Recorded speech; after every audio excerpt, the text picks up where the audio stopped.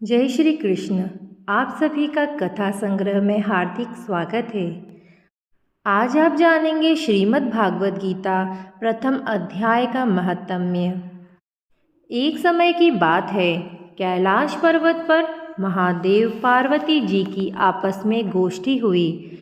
तब पार्वती जी ने महादेव जी से पूछा कि आप अपने ज्ञान से पवित्र हुए हैं, वह कौन सा है जिसके बल से संसार के लोग आपको शिव जानकर पूछते हैं कि आपके कर्म कुछ और आप अपने अंगों में मसानों की विभूति लगाए और गले में सर्पों की माला धारण किए रहते हैं। इसमें तो कोई कर्म पवित्र है नहीं।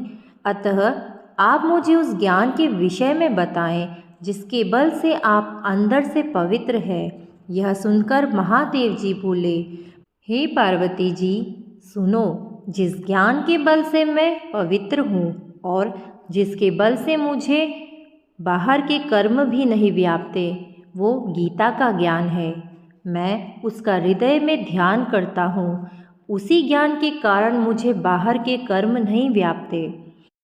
हे भगवान, पार्वती जी ने पूछा, गीता के जिस ज्ञान की आप इतनी स्तुति कर रहे हैं, इस ज्ञान के श्रवण करने से कोई यथार्थ भी हुआ है? तब महादेव जी बोले, हे पार्वती जी, इस ज्ञान को सुनकर बहुत से जीव कृतार्थ हुए हैं और आगे भी होंगे। तुम्हें एक पुरानी कथा सुनाता हूँ, सुनो।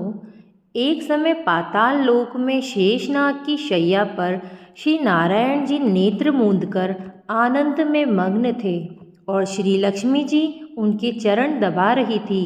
उस समय श्री लक्ष्मी जी ने पूछा, हे श्री नारायण जी, आप तो 14 लोकों के ईश्वर हैं, क्या आपको भी निंद्रा सताती है? निंद्रा और आलस तो तामसी पुरुषों को व्यापता है। आप तो त्रिगुणातीत हैं, नारायण और प्रभु वासुदेव हैं। आपको नेत्र मूंदे देखकर मुझे बड़ा आश्चर्य हो रहा है। तब श्री हरि जी बोले, सुनो लक्ष्मी, मुझको न निंद्रा व्याप्ति है और न आलस। मैं तो एक शब्द रूप भगवत गीता में जो ज्ञान है, उस ज्ञान के आनंद में मग्न रहता हूँ। और वह ऐसा ज्ञान है जिसके उपजने से यह जीव सदा आनंद में रहता है। कोई क्लेश या दुख इस जीव को नहीं व्यापता। जैसे 24 अवतार मेरे साकार रूप हैं, वैसे ही यह गीता शब्द रूप अवतार है। इस गीता में मेरे अंग इस प्रकार हैं। गीता के पहले से 5वें अध्याय तक मेरा मुख है। अगले 5 अध्याय मेरी भुजा है। 5 अध्याय मेरा हृदय और मन है। 16वां अध्याय मेरा उदर है और 17वां अध्याय मेरी जांघें है और 18वां अध्याय मेरे चरण है। गीता के जितने भी श्लोक हैं, वे सब मेरी नाड़ियाँ हैं, अक्षर मेरे रोम है।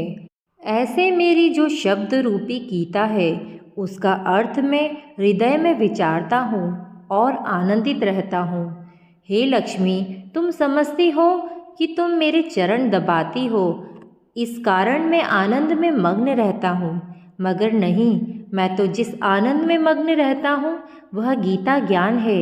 यह सुनकर श्री लक्ष्मी जी ने पूछा, हे प्रभु, यदि ऐसा ही है तो कृपया कर मुझे बताएं कि कौन कौन से जीव इसे सुनकर कृतार्थ हुए हैं।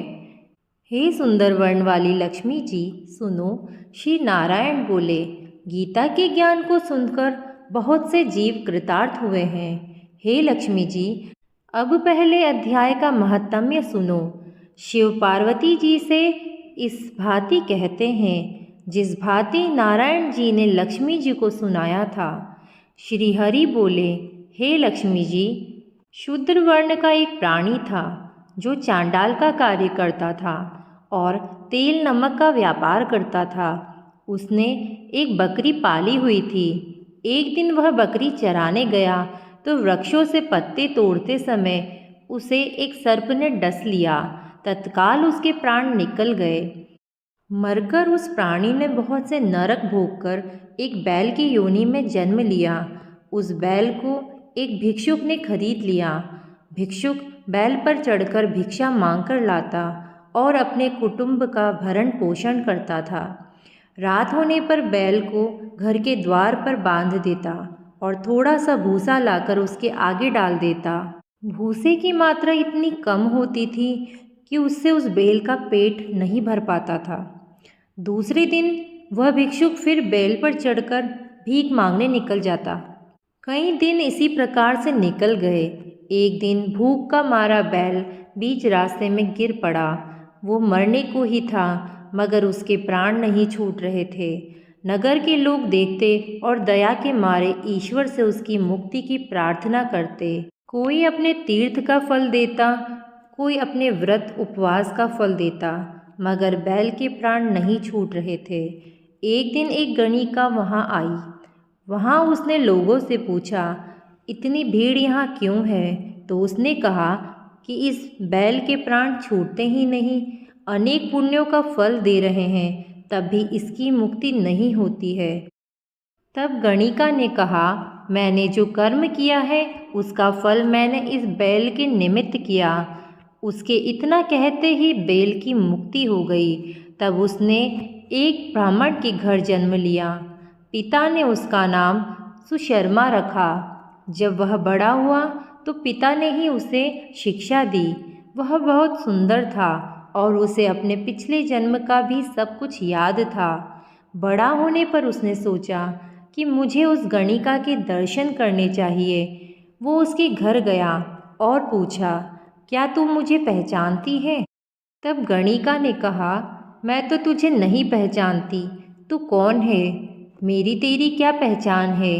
तब सुशर्मा ने कहा, मैं विप्रव हूँ, तू विप्रव है और मैं वैश्या। मैं वही बैल हूँ जिसको तूने अपना पुण्य दिया था। मैंने बैल की योनि से छूटकर विप्रव के घर जन्म लिया। तू अपना वो पुण्य बता जो कि तूने मेरे निमित्त किया था। वैश्या ने कहा, मैंने अपने द्वारा कोई पुण्य नहीं किया, पर मेरे घर में एक तोता है। वह सवेरे पढ़ता है और मैं उसके वाक्य सुनती हूँ। उसी पुण्य का फल मैंने तेरे निमित्त दिया है। तब ब्राह्मण ने तोते से पूछा, तू सवेरे सवेरे क्या पढ़ता है? तोते ने कहा, मैं पिछले जन्म में ब्राह्मण का पुत्र था। पिता ने मुझे गीता के पहले अध्याय का पाठ सिखाया था। एक दिन मैंने कहा कि मुझको गुरुजी ने पढ़ाया ही क्या है। तब गुरुजी ने मुझको श्राप दिया कि जा रे तू सुआ तोता हो जा। तब मैं तोता हुआ। एक दिन शिकारी मुझे पकड़ ले गया और एक ब्राह्मण ने मुझे खरीद लिया। वह ब्राह्मण अपने पुत्र को गीता का पाठ सिखाता था। तब मैंने वह पाठ सीख लिया। एक दिन उस ब्राह्मण के घर चोर आए। उन्हें धन तो प्राप्त नहीं हुआ था, पर वह मेरा पिंजरा उठाकर अपने साथ ले गए। यह गंडका उस चोर के मित्र थे। वे मुझे इसके पास दे गए।